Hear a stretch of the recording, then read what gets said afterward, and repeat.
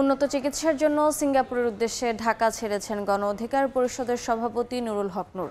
সেখানে Mount Elizabeth হাসপাতালে চিকিৎসা নেবেন তিনি। সকালে বিমান বাংলাদেশের সিঙ্গাপুরগামী একটি ফ্লাইটে ঢাকা ছাড়েন নূর। এ সময় দলীয় নেতাকর্মীরা তাকে বিদায় জানান। দলের মুখপাত্র ফারুক হাসান বলেন, নুরুল হক নূর দেশের বাইরে চিকিৎসা নিতে চাননি। দেশের চিকিৎসা ব্যবস্থায় আস্থা রয়েছে তার। তবে মেডিকেল বোর্ড জানিয়েছে, উন্নত চিকিৎসার জন্য তাকে বিদেশে নেওয়ার বিকল্প নেই। গণ অধিকার পরিষদ সভাপতির চিকিৎসায় 4 থেকে 6 সপ্তাহ সময় লাগতে পারে বলে জানিয়েছেন চিকিৎসকরা।